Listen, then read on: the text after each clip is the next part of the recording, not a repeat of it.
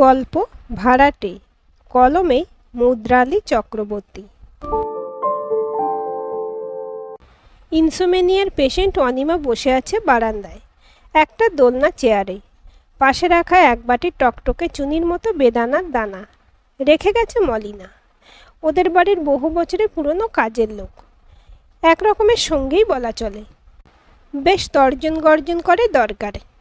অনিমা দেবীর একমাত্র মেয়ে পরবাসী, নিজের স্বামী সন্তান নিয়ে তার ভরা সংসার। বছরে একবার আসে, কিছুদিন থাকে, বাকি সময় মুঠোফোন ভরসা। এই বাড়িতে মলিনা ছাড়াও আছে অনিল।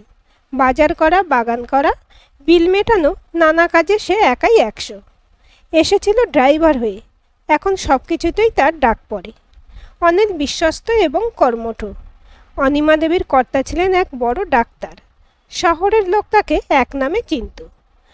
গরিবের মসিহা বলা যেত তাকে। বিনা পয়সায় রোগী দেখা, স্পেসিমেন, ওষুধ বিতরণ এগুলো তো ছিলই। রাত বিরাতে ডাকলে উনি চলে যেতেন। অনিল তখন সঙ্গী। এমনি একদিন রাতে বেরিয়েছিল রোগী দেখতে। বাইরে তখন বৃষ্টি পড়ছিল তুমুল। ঘরে অনিমা আর 10 বছরের মেয়ে। রাতে উনি ফেরেননি। পরদিন ওনার দৌড়ানো গাড়ি ফিরে আসে। দেহ ময়না তদন্তে যায়। ফল আসে পেছন থেকে কোনো ভারী গাড়ি ওনার ছোট গাড়িকে এমন মেরেছে যে রাস্তার উপর দাগ বসে গেছে। আশ্চর্যভাবে অনিল কিন্তু বেঁচে যায়। মামলা চলেছিল কিনা জানা নেই। এরপর অনিল বাড়ির সব কাজেই বহাল হয়ে যায়। আর অনিমা দেবী নিজেকে গৃহবন্দীর মতো বাড়িতেই আটকে ফেলেন। যতটুকু খুব দরকার ততটুকুই বের হতেন। শেষ 5 বছর পুরোপুরি বাড়িতে আছেন। অন্য রোগ ব্যাধি নেই, শুধু অনিদ্রা চরম। অনিমা দেবী নিজেকে ভীষণভাবে নিয়মের বেড়াজালে বেঁধে ফেলেন। সকালে ওঠার সময় থেকে রাতে শুতে যাবার সময়, এমনকি স্নান খাবার সময়ে ধরা বাঁধা। এই এত নিয়মের ঠেলায় মলিনা প্রচণ্ড বিরক্ত হয়। কিন্তু এত বছরের কাজ, তার উপর নিশ্চিন্ত আশ্রয় কে আর ছাড়তে চায়। তাই মলিনা টিকে আছে।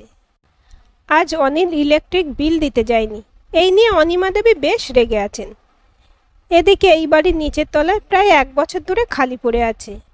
আগের ভাড়াটেরা ঘর ছাড়ার পর থেকে একটাও মনের মতো পরিবার অনিমা দেবী পাচ্ছেন না। ফলে এই বিরাট বাড়িতে 3টি প্রাণী রয়ে গেছে। আজ একটি ছেলে আসবে তার বউকে নিয়ে। নাম কি তোমার? দেবদূত রায়। চাকরি করো কোথাও? একটি বেসরকারি সংস্থায় আছি। আর তুমি? আমি গৃহবধূ, নাম মিলি। বেশ, 11 মাসের এগ্রিমেন্ট হবে। প্রতি মাসের 5 তারিখে ভাড়া দিতে হবে। অগ্রিম টাকা নগদে দেবে। ঘরের কোনো জিনিস ক্ষতি হলে অগ্রিম টাকা থেকে মূল্য কেটে নেব। বাকি যা কথা সব অনিল বলে নেবে। আর বেশি লোকজন নিয়ে আমার বাড়িতে হইচই করবে না। এরপর আর বসে থাকার মানে হয় না। তাই দেবদূত আর মিলি উঠে যায়। পরের রবিবার ওরা উঠে আসে নতুন বাড়িতে। ঘরদোর গুছিয়ে নিতে সময় লাগে সপ্তাহখানেক। এই 1 সপ্তাহে একবারের জন্য ওপর থেকে অনিমা নিচে আসেনি বা কোনো রকম ভালো মন্দ জিজ্ঞেসও করেনি। একটু অবাক হয় মিলি। বলেও ফেলে বান্টি ওরফে দেবদূতকে, ওপরের মাসিমা যেন কেমন একটা, না? কেন, কি হলো? কিছু বলেছে? আমি তো দেখি বারান্দাতেই বসে থাকেন। না না, কিছুই বলেননি। 1 সপ্তাহ ধরে এসে রয়েছি, একবারও জানতে চাইলেন না কোনো অসুবিধা হচ্ছে কিনা, এমনকি কিছু লাগবে কিনা। নিচে তো নামেনি না। যাক, ছাড়ো, আমরা আমাদের মতো থাকবো। কাল কিন্তু বাবা আসছে, মনে আছে তো? পরদিন হৈ হৈ করে দেবদুলা রায় এসে পড়লেন ছেলে বৌমার নতুন আস্তানায়। চাকরি করতেন, রিটায়ার করেছেন। গিন্নির মৃত্যুর পর থেকে একলাই থাকেন। মাঝে মাঝে ছেলের কাছে আসেন। খটাস করে গেটের কবজা খোলার আওয়াজে তন্দ্রাটা চটকে গেল অনিমা দেবীর। সকাল 11টা বাজে। এই সময় একটা ঘুমের ঝোঁক আসে ওনার। কে যেন সেটা চটকে দিল। এই মিলি, কোথায় গেলি মা? আয় দেখ, তোর জন্য চাচার দোকানের বিস্কুট নিয়ে এসেছি, দেখ। একবার নিচে তাকালেন অনিমা দেবী, অস্পষ্ট বললেন, উৎপাত। পরদিন ভোরবেলা আবার খটাস। তখন সবে ভোরের আলো ফুটবো ফুটবো করছে। মলিনা দেবী শুয়ে আছেন তার খাটে। এমন সময়, মলিনা, এই সময় কে রে? তোমার ভাড়াটের বাপ দৌড়চ্ছে রাস্তায়। বাইরে থেকে দেখে এসে মলিনা জানায়। আর মাটিতে পাতা নিজের বিছানায় শোয়। আরও ঘণ্টাখানেক শুতে পারবে। বুড়ি রাতে ঘুমায় না বলে ওরও ঠিক ঘুম হয় না। দুদিন পর সকালে হঠাৎ, আসতে পারি?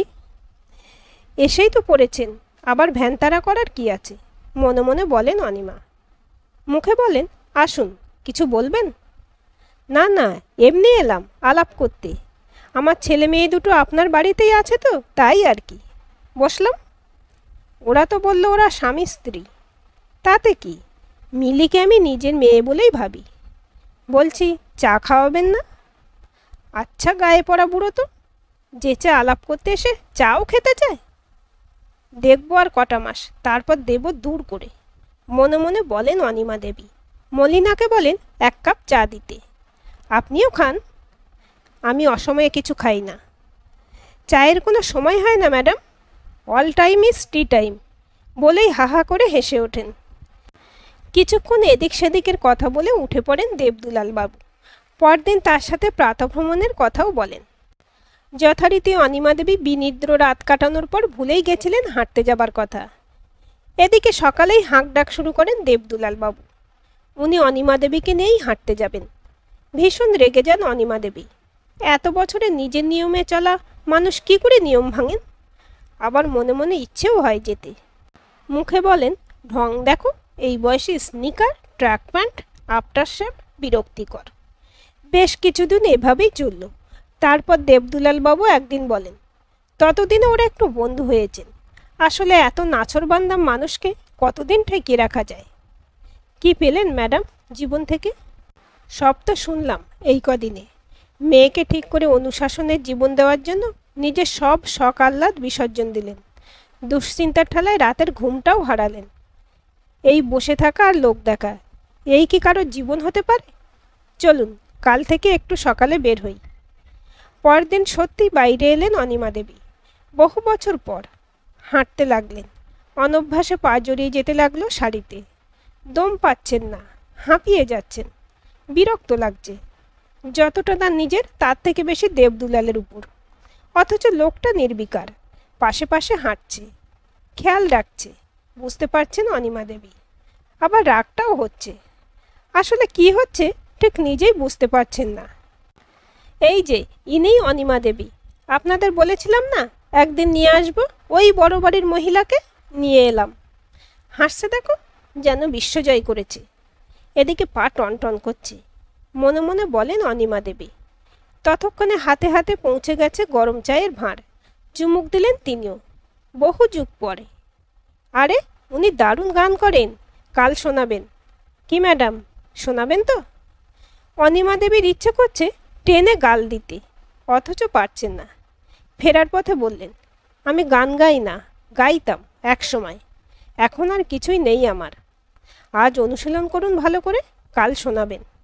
কেউ তো বলেনি আপনাকে লতার মতো গাইতে? নিজের মতো অল্প করে দু চার কলি, দেখবেন ভালো লাগবে। দেবদুলাল বাবু নিচে চলে গেলেন আর অনিমা দেবী ওপরে। মলিনা শুধুই ঠোঁটটা বেঁকল। দুপুরে আজ ঘুম এলো, একটু গুনগুন করলেন। মলিনা এসে উঁকি দিয়ে গেল, বুঝলেন।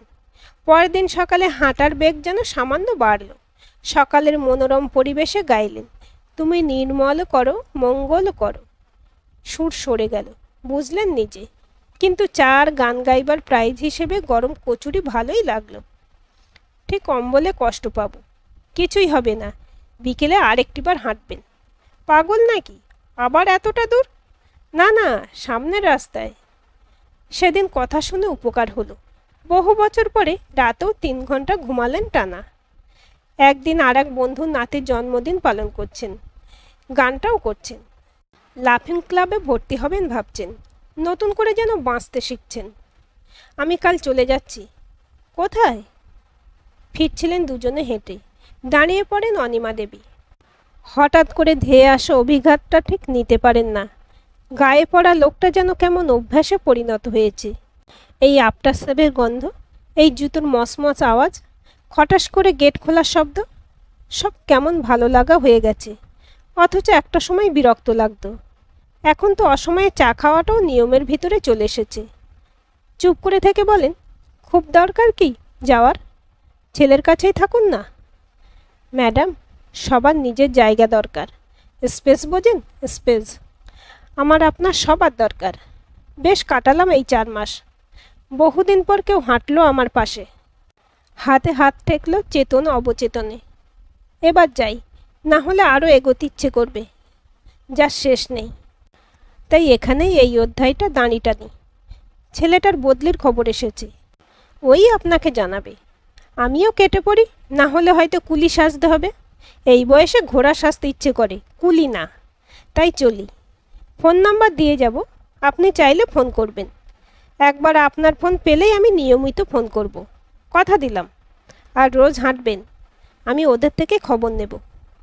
আঙুল তুলে দেখালেন দূরে বসে থাকা কজন সমমনস্ক মানুষকে। চিকচিক করছে দুজনের চোখ সকালের নরম রোদে। চোখ বন্ধ করে নম্বর ডায়াল করছেন অনিমা দেবী। পড়তে পড়তে 10টা সংখ্যা মুখস্থ হয়ে গেছে, অথচ আজও শেষ সংখ্যার আগেই থেমে যান। ফোন করা আজও হয়নি। গানটা গান, হাঁটেন, এর ওর বাড়ি যান। অনেকেই ওনার বাড়িতেও আসেন, হাসেন, গল্প করেন। সব থেকে বড় কথা, রাতেও ঘুমান। আজকের এই গল্পটি আপনাদের কেমন লাগলো কমেন্ট করে জানাবেন।